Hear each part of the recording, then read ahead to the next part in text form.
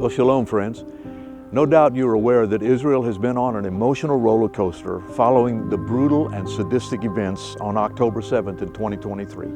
In just one day, the entire nation was plunged into an unimaginable nightmare. As a result, the Israeli army continues to be engaged in an unwelcome war on numerous fronts all around about us. Daily, life here is filled with anxiety and uncertainty. Unfortunately, Israel has faced this situation so many times before. As for many Jews, living with a broken heart has become a way of life. The staff of Ministry to Israel has heard their cries on a daily basis, and so has their God. His passion for His people is the motivation that we have. And because of that, we have established centers in various cities where we provide much needed aid for new immigrants, families, lone soldiers, Holocaust survivors, and others. For example, we give away new clothing, we give away food baskets, food vouchers, and baby supplies. We cover medical bills, and we help with finances for those who find themselves in very desperate situations. We also sponsor special events for the new immigrants that are coming into the country, especially the children who have been impacted by the war and the chaos that is all around about them. And these are just a few of the things that we provide. As you can imagine, since the beginning of this war, the cost of living in Israel has skyrocketed. Even the price of bare necessities such as bread and milk and baby food has risen in a very dramatic fashion.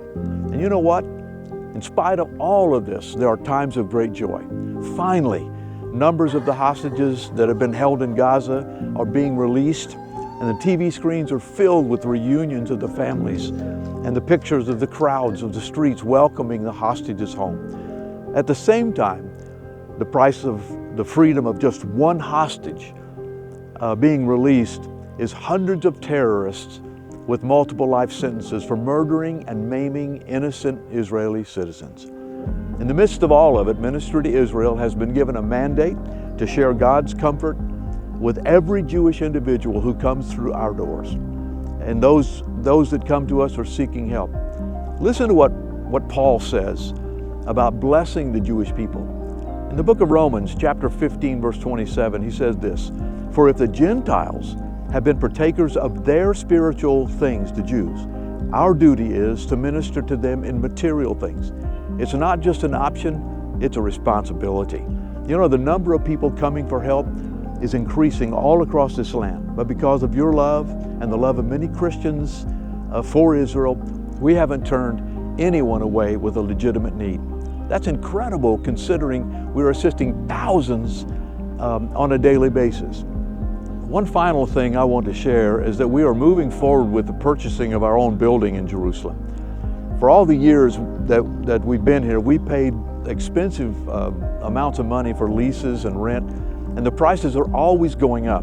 Therefore, we felt from the Lord that it is time to have our own place that will serve not only as our headquarters, but also as a distribution center here in Jerusalem. Our goal is to raise funds for this purchase beyond what we currently receive so that our ability to assist those in need doesn't decrease.